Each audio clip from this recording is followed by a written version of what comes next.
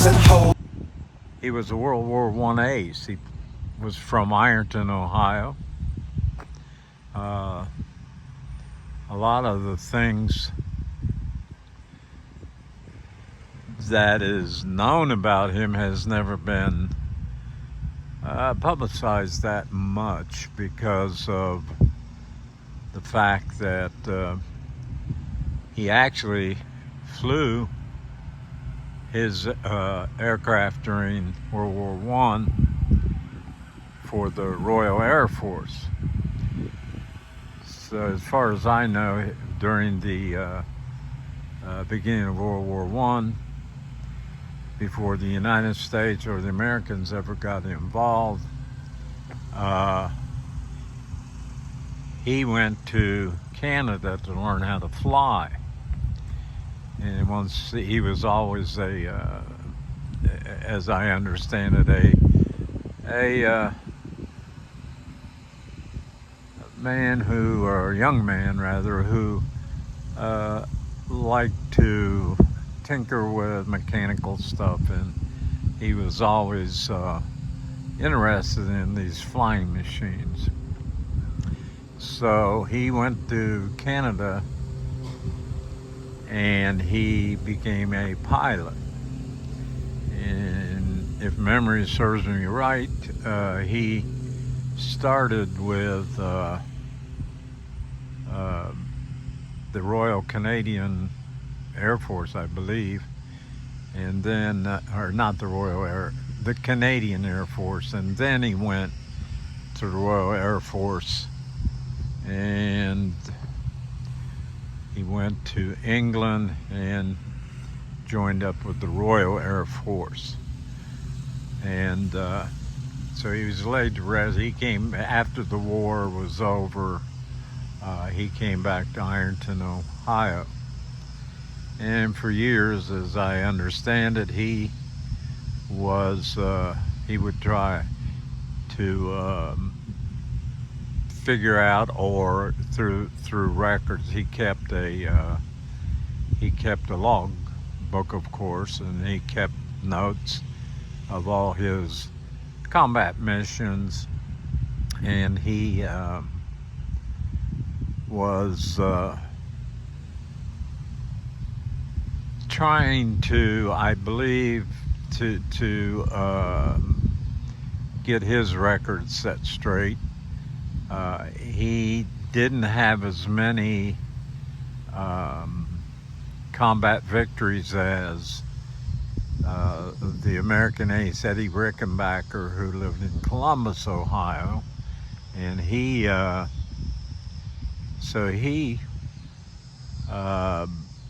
was not given too much credit within the newspapers. Of course, he flew for the Royal Air Force, and I think during that time, so he had I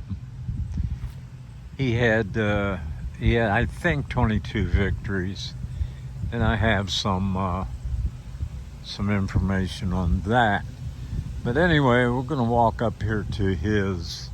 If you can look way back there in the back, I'm going to head that way. There is a mausoleum. My understanding is he designed that, and his wife and himself is buried there. So anyway, let's walk up there, and as I'm walking, I'll give you a little bit of perspective on William, full name, William Carpenter Lambert. And he was from Ironton, Lawrence County, Ohio. And he died in 1982 at age 87. So, World War I, American fighter ace during World War I, he was a fighter ace with 22 officially confirmed air combat victories in the First World War. and Lambert was the second highest. He was the second highest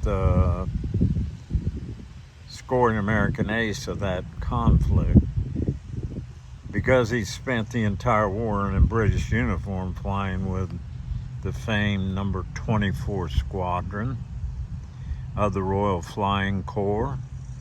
His victory total is almost always admitted when lists of American aces are compiled.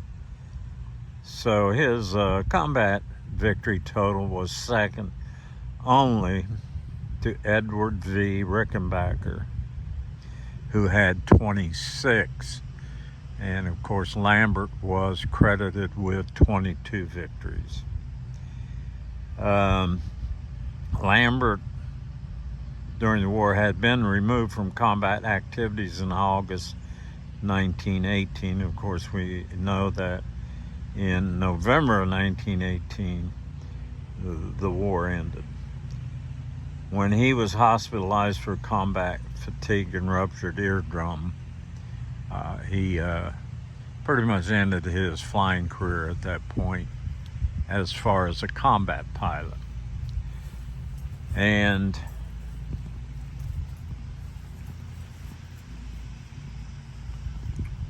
he, after the war, my understanding is that he became a barnstormer, an air show pilot, and besides that, after those days, he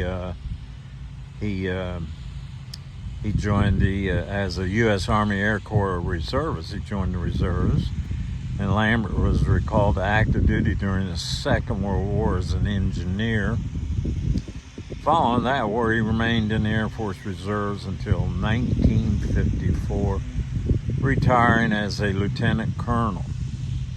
He was also an author, and two of his books the first one was Combat Report, and the other was Barnstorming and Girls. That would be interesting to read, I believe. So, anyway, he was the son of William G. and Mary Lambert, William Carpenter Lambert, which I believe are buried here somewhere. But anyway, I'm walking up to, we're looking at the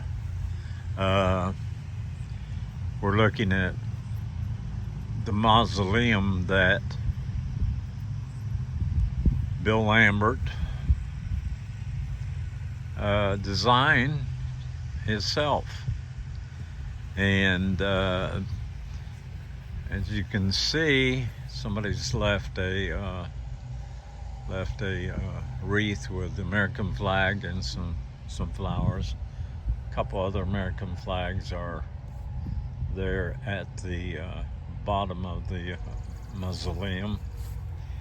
And as you can see down here, it reads, erected in memory of Cloanne Lambert, beloved wife of Colonel W.C. Lambert. Then it has him, William C. Lambert, Lieutenant Colonel, U.S. Army, World War I and II.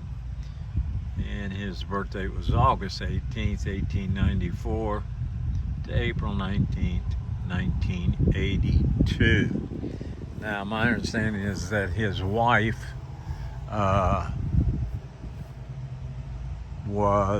she died before he did, and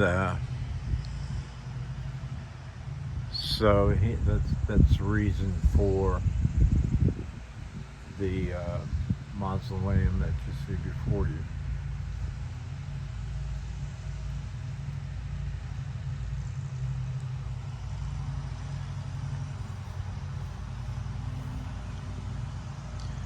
Beautiful, beautiful, beautiful. I'll take you around the sides.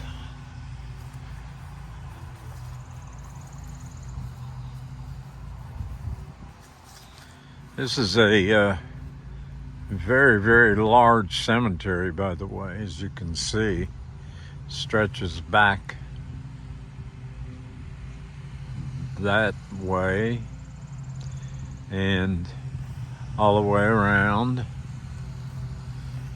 And then let's look back this way. We have another section over there. So,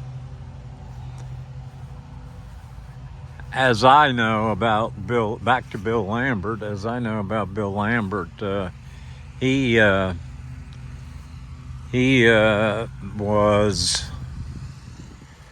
came back to Ironton eventually and lived here the rest of his life after his barnstorming days as after World War I.